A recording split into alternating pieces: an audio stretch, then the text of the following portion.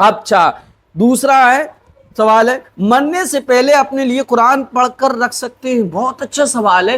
عام طور پر ہماری وہ مائیں بہنیں، خاص طور پہ دادی نانی کی عمر کی عورتیں کیا کرتی تھیں؟ وہ کرتی تھیں اور کرتی ہیں، بھیا ہم تو اپنا قرآن پڑھ رہے ہیں، پتہ نہیں ناس مٹوں نے پڑھا نہیں پڑھا، اولاد اتنی ہراپا ہے، مکار ہے، پڑھے گئے نہیں، اس لیے اپنے طور پہ پڑھ لو اپنے طور پہ۔ وہ لوگ جو ہے دین سے دور ہیں، ان کو سمجھانا چاہیے۔ کوئی بھی عمل زندگی میں ہم جب تک کر رہے ہیں، جب تک کر رہے ہیں تب تک ثواب ہے، جو ہی کرنا بند کر دیا ثواب کا سلسلہ ختم ہو گیا۔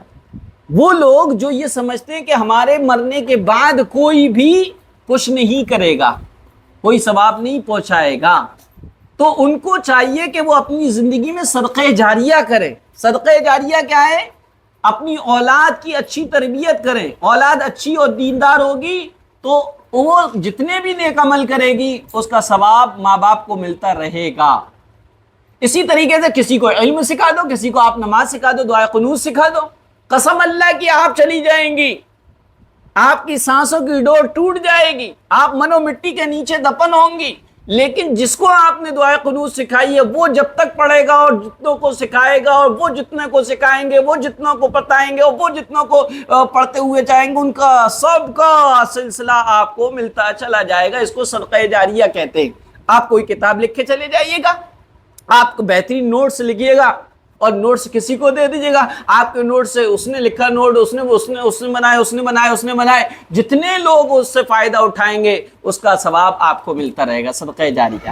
ہماری امی کا انتقال نہ ہوا اور زندگی میں وہ یہ کہا کرتی تھی کہ میں تو 40واں ضرور کرواؤں۔ میں کہا ہم تو کچھ بھی نہیں کرنے کے، کہ نہ کرنا تم لوگ، میں پیسے جوڑ کے رکھ جاؤں گی، لیکن موت کا کوئی بھروسہ نہیں، پیسے جڑے ہوئے تھے نہیں ان کے پاس۔ وہ ان کی گرہستی جو ہے، لیا، برتن، دیگچی، چولہا اور صدائی کی پلیٹ اور ان کی دوائیں، یہ سارے جوڑے تو 22 یا 24 ہزار کے ہو رہے تھے۔ کتنے کے؟ اس میں سے ابا کا حصہ نکالا کیونکہ وہ شوہر تھے، شوہر کا جو ہے چوتھائی حصہ ہے، پھر اس کے بعد ہم لوگوں میں آیا حصہ، تو کل ملا کے 2200 یا 2600 روپے ہر بھائی کے حصے میں آئے۔ وراثت کی تقسیم ہوئی لیکن لیے نہیں، ہم نے کہا چلو بھائی یہ گرہستی جو بھائی رہ رہا وہی اسی کو استعمال کر لے۔ بہرحال تو زندگی کو کوئی بھروسہ نہیں ہے۔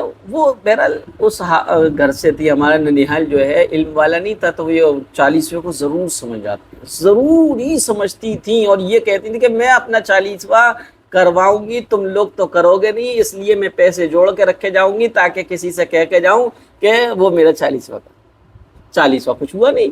میں گھر سے آیا، نماز پڑھا کے جنازے کی، قبرستان سے گھر پہنچا، قبرستان سے گھر پہنچا تو بریانی کا بھگونا تھا اور سب لوگ بریانی کھا رہے تھے، میں نے تو نہیں کھائی۔ تو بہرحال جب میں یہاں آ رہا تھا تو ایک صاحب مجھے ملے، صاحب کیا ہوا، کچھ تیجے کا انتظام ہے؟ میں کہا تیجا کیا ہوتا ہے؟ کہ تیجے کی فاتحہ ہوگی؟ میں کہا نہیں، کوئی فاتحہ نہیں ہوگی۔ بہرحال وہ آئے۔ دوسرے دن بھائی نے بچوں کو بلا لیا، عورتوں کو بھی بلا لیا کہ وہ قرآن شریف پڑھ لیں۔ میں کہا تیجے کی شکل کروا لیا آپ نے؟ کہ نہیں، وہ تیجا نہیں ہے۔ پھر انہوں نے ایک لطیفہ بتایا، دیکھو ننیحال میں یہ خبر کہلائی تھی کہ آج جو ہے قرآن خوانی ہے، قرآن خوانی کے نام پر ننیحال میں سے نہ خالہ آئیں نہ ماموں آئے، کوئی بھی نہیں آیا۔ پھر اگر ان کے پاس یہ خبر پہنچا دی جاتی کہ آج جو ہے تیجے کی فاتحہ ہے، تو جن بچے کے ساتھ سب کے سب جو ہے وقت سے پہلے آ کر گھر پہ ڈیرا ڈال لیتے۔ بہرحال تو جو لوگ یہ سمجھتے ہیں کہ مرنے سے پہلے قرآن پڑھ کر رکھ سکتے ہیں، ان کو صدقہ جاریہ والے اعمال کرنا چاہیے۔ ویسے جو بھی آپ زندگی میں جتنے نیک عمل کر سکتے ہیں کریے، بہت اور زیادہ سے زیادہ کیجیے۔ اللہ ہم سے